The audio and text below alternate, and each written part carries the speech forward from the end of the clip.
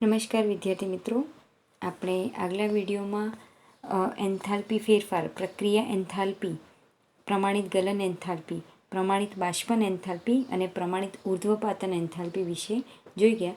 હવે આજે આપણે બીજા એક પ્રકારના એન્થાલ્પી ફેરફાર વિશે જોવાનું છે અને તે છે પ્રમાણિત સર્જન એન્થાલ્પી અથવા તો તેને પ્રમાણિત સર્જન મોલર એન્થાલ્પી કહેવાય છે.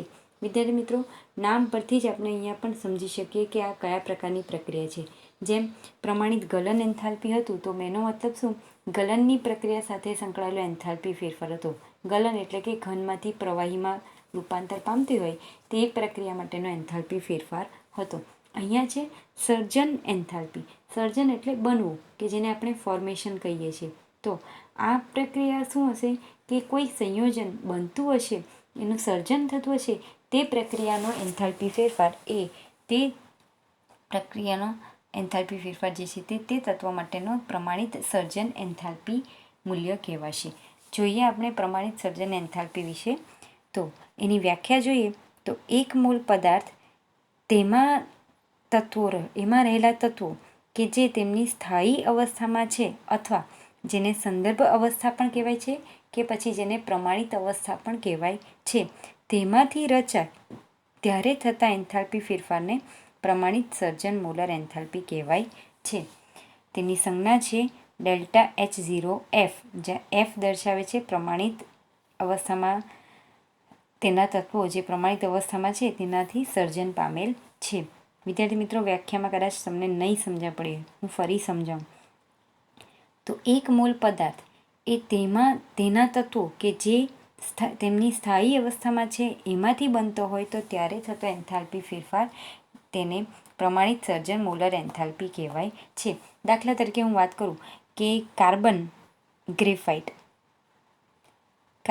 ગ્રેફાઇટ સ્વરૂપ અવસ્થા જે છે ને એ કાર્બનની સ્થાયી અથવા તો પ્રમાણિત અવસ્થા કહેવાય છે.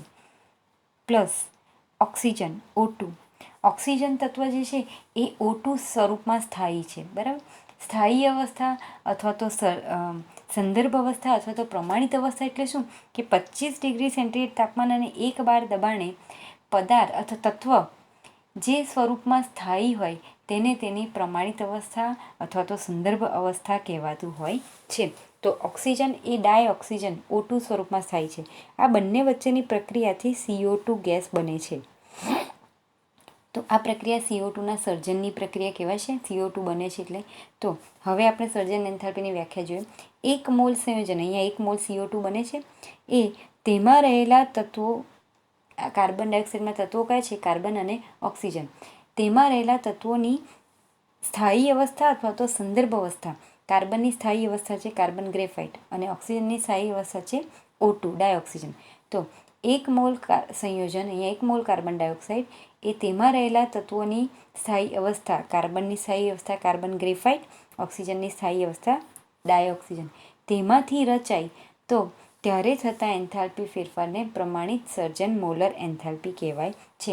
અહીંયા વ્યાખ્યામાં કીધું છે એક મોલ સંયોજન એટલે મોલર શબ્દ પણ આવે છે કે પ્રમાણિત સર્જન મોલર એન્થાલ્પી, બરાબર. આની સંજ્ઞા છે ડેલ્ટા. એન્થાલ્પી માટે આપણે ΔH સંજ્ઞા લઈએ જ છીએ.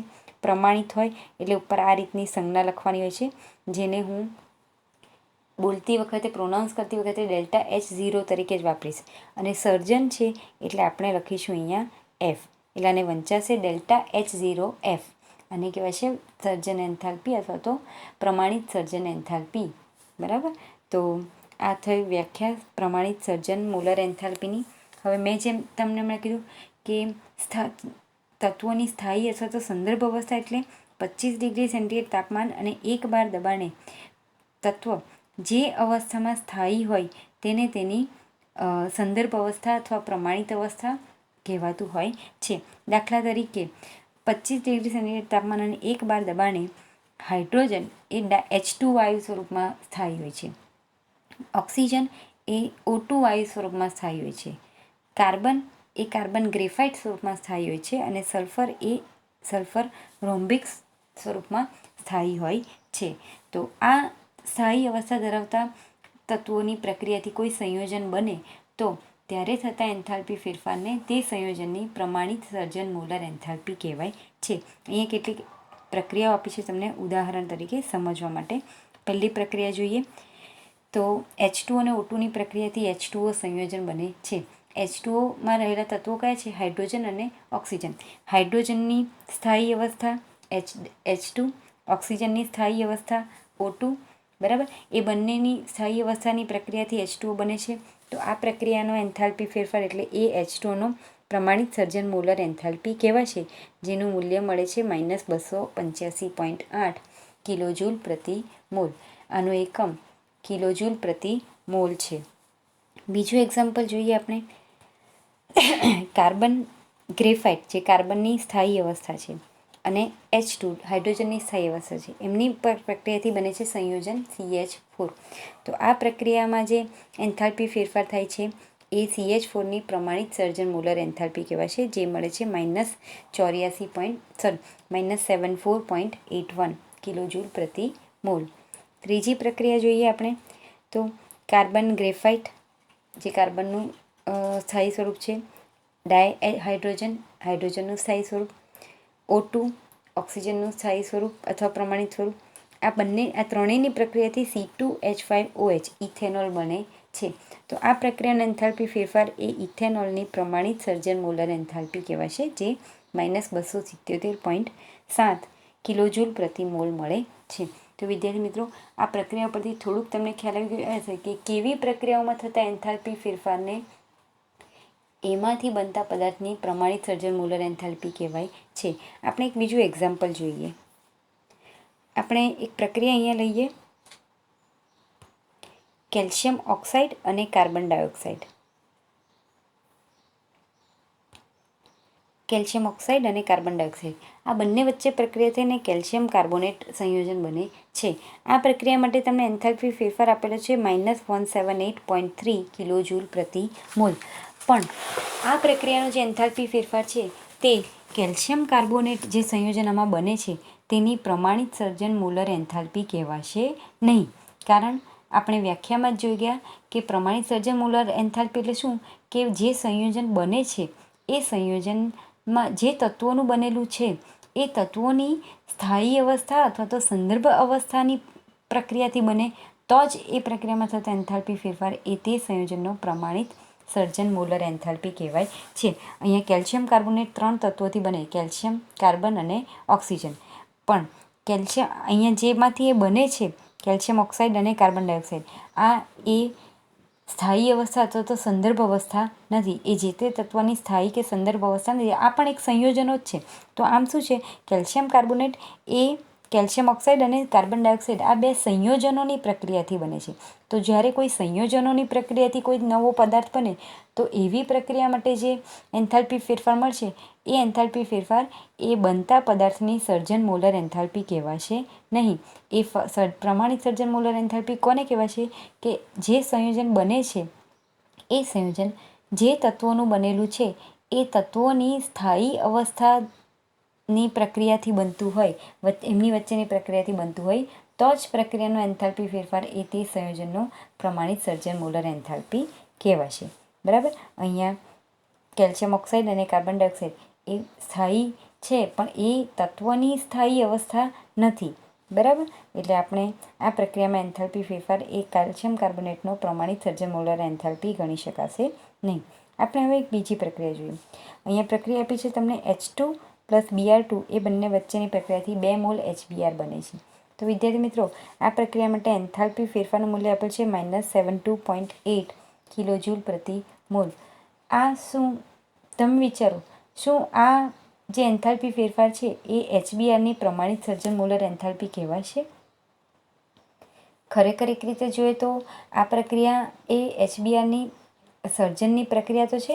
HBr 2 તત્વોનું બનેલું છે, ડાયહાઇડ્રોજન અને બ્રોમિન, એનું પ્રમાણિત રૂપ Br2. એટલે બંનેની પ્રમાણિત રૂપની પ્રક્રિયાથી જ HBr બને છે. બરાબર.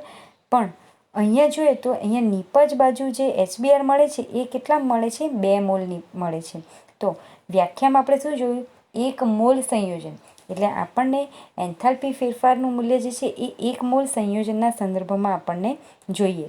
તો આપણને અહીંયા જે એન્થાલ્પી ફેરફાર મળશે એ પ્રમાણિત સર્જન મોલર એન્થાલ્પી કહેવાશે નહીં. બરાબર. પ્રમાણિત સર્જન મોલર એન્થાલ્પીના મૂલ્ય માટે આપણે 1 મોલ સંયોજન બનતું હોય તેના સંદર્ભમાં ગણવાનું હોય છે. તો આ માટે આપણે શું કરીશું કે આ પ્રક્રિયા જે છે, આ પ્રક્રિયા તમને આપેલી છે. એ પ્રક્રિયા જે હતી આપણી આ રીતે H2 પ્લસ Br2 એમાંથી ટ્વાઇસ HBr બને છે. બરાબર.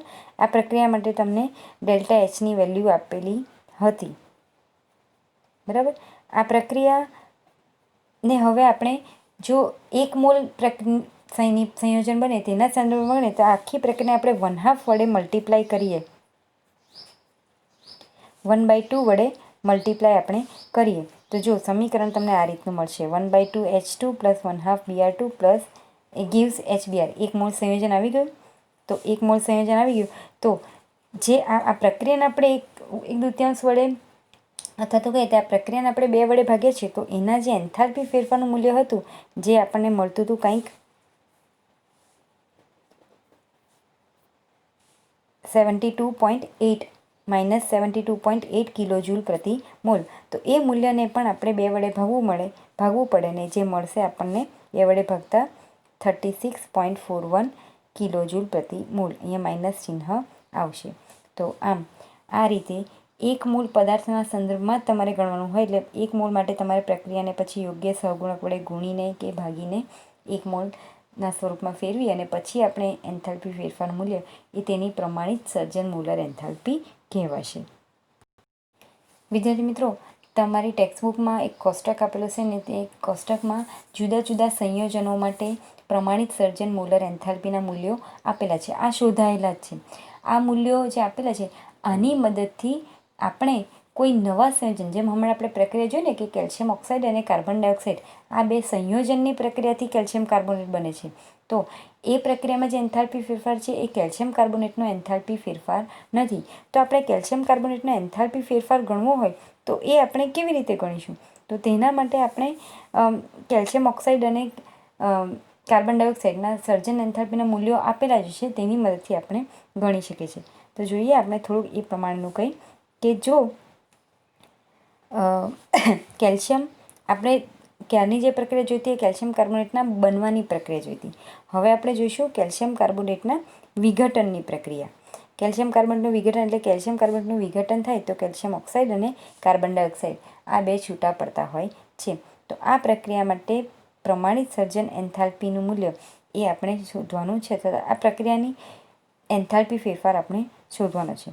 તો તમને જે કોષ્ટક આપેલું છે એ કોષ્ટકમાં તમે જોશો તો તમારી પાસે કેલ્શિયમ ઓક્સાઇડ, કાર્બન ડાયોક્સાઇડ આ બધાની પ્રમાણિત સર્જન મોલર એન્થાલ્પીના મૂલ્યો તમને આપેલા જ છે અને કેલ્શિયમ કાર્બોનેટની પણ પ્રમાણિત સર્જન મોલર એન્થાલ્પીનું મૂલ્ય આપેલું જ છે.